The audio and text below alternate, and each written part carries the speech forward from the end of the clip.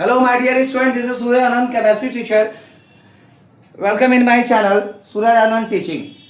We are discussing the Unit 1 Solid State unit topic and the Class 12 Part 1 Chemistry. We are discussing the topic classification of crystalline solid. Today we are going to discuss the ionic solid. Yesterday we already discussed the molecular solid. Today we are going to discuss the ionic solid. This solid consists of positively and negatively charged ions arranged in a regular fashion throughout the solid.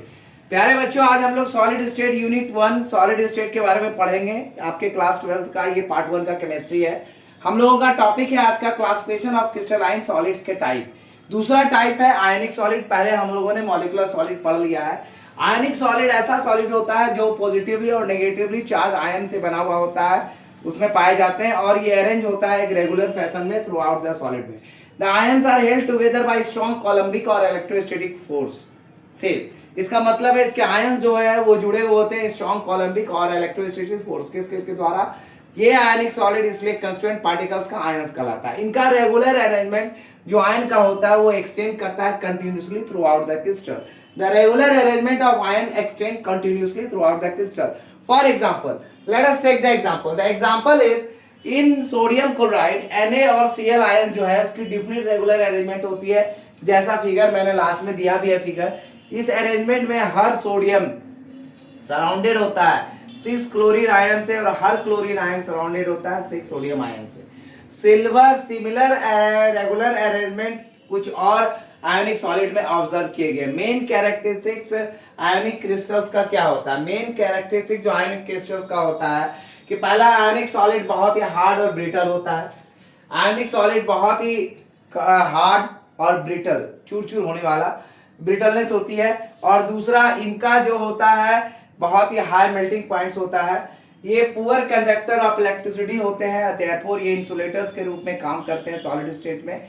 और यही कारण है कि इनका solid state जो ion का है not free to move about. However in the molten state में ये डिसॉल्व कर जाते हैं वाटर के साथ और इसका आयन फ्री हो जाता है मूव अबाउट और इलेक्ट्रिसिटी कंडक्ट करता है। चौथा जो इसका मेन है, आयोनिक क्रिस्टल जो सॉल्युबल होते हैं वाटर में और ये अदर पोलर सॉल्वेंट के साथ सॉल्युबिलिटी दिखाते हैं। दे आर इनसॉल्युबल और स्लाइटली सॉल्युबल।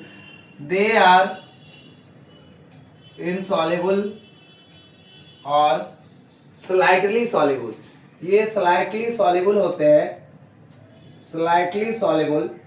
ये थोड़ा थोड़ा सॉल्युबल भी होते हैं, slightly soluble in non polar solvents, in non polar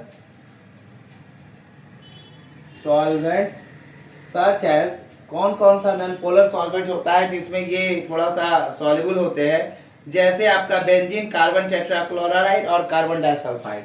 जैसे आपका बेंजीन हो गया, कार्बन टेट्राक्लोराइड एंड आपके क्या और होते हैं? Carbon disulphide. कार्बन डाइसल्फाइड में ये क्या होते हैं? ये आपके थोड़ा सा सॉल्युबल होते हैं,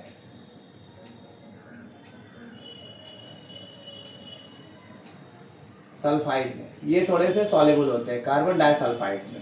और भी इसमें कुछ होते हैं। The common example of ionic crystals are, जो कॉमन एग्जांपल है, the common examples of ionic crystals are. क्या क्या आपके आयनिक क्रिस्टल्स के कॉमन एग्जांपल है वो मैं बता रहा हूं। यहाँ पे आप आ जाएंगे। Crystals are salts like.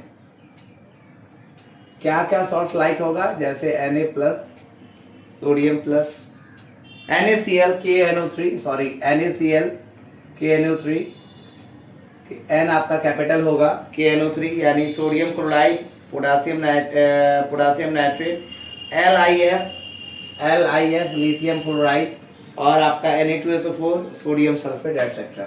ये सब आपका जो होगा वो आपके क्रिस्टलाइन सॉलिड होते हैं। यानी इसके जो मेन कैरेक्टरिस्टिक्स होते हैं आयनिक क्रिस्टल के, सबसे पहला आयनिक सॉलिड जो होता है बहुत ही हार्ड और ब्रिटल होता है। इसकी बहुत ही ज़्यादा मेल्टिंग पॉइंट्स होती है। ये पुअर कंडक्टर होता है इलेक्ट्रिसिटी का, देयरफॉर ये इंसुलेटर्स के रूप में काम करते हैं सॉलिड स्टेट में। ये ऐसा इसलिए होता है क्योंकि सॉलिड स्टेट में आयंस इसके नॉट फ्री होते हैं मूव अबाउट करने के लिए, मूव नहीं कर सकते हैं, और मॉल्टन स्टेट में ये वाटर के साथ डिजोल्व करके इसका आयंस फ्री हो जाता है मूव करने के लिए, और इसलिए इलेक्ट्रिसिटी कंडक्ट कर देता है मॉल्टन स्टेट में। लेकिन ये नॉर्मली इलेक्ट्रिसिटी कंडक्ट नहीं करते हैं क्रिस्टल स्टेट में। आयोनिक क्रिस्टल सॉल्युबल होता है वाटर में, और also in other porous solvent. They insoluble और स्लाइटली सॉल्युबल, यानी इनसॉल्युबल भी होंगे या थोड़ा सा सॉल्युबल होंगे नॉन पोरस सॉल्वेंट्स में। जैसे आप बेंजीन ले लीजिए, कार्बन टेट्राक्लोराइड ले लीजिए, या कार्बन डाइसल्फाइड ले लीजिए। अब आपका है कि the common examples of ionic crystals का हम लेंगे, तो ये सॉल्ट्स लाइक NaCl, KNO3 और LiF, NaSO4 एटसेट्रा इसके कॉमन एग्जांपल्स हैं। So my dear student, this is all about the classification of crystalline solids. हम लोग क्लासिफिकेशन क्रिस्टलाइन सॉलिड का इस तरह से हम लोग देख चुके हैं, और क्रिस्टलाइन सॉलिड्स का क्लासिफिकेशन आपके सामने है। हम लोगों ने आज आयोनिक सॉलिड पढ़ लिया, ठीक है। कल हम लोग जो है इसके नेक्स्ट पार्ट को पढ़ेंगे, मेटालिक सॉलिड्स और क्रिस्टल, और कोवलेंट और नेटवर्क सॉलिड और क्रिस्टल। ये दोनों हम लोग कल ही खत्म करेंगे, ठीक है। और क्लासिफिकेशन ऑफ क्रिस्टलाइन सॉलिड में आज आपका जो था टॉपिक आयोनिक सॉलिड्स था। So my dear student, this is Suraj Anand chemistry teacher, this is Suraj Anand chemistry teacher, and you are watching my channel, Suraj Anand Teaching. This is Suraj Anand Chemistry Teacher. Thank you for watching my video. Give more views, like and share to those students of class 12th of CBSE. And my dear student, give more views, more and more views, and watching hour also.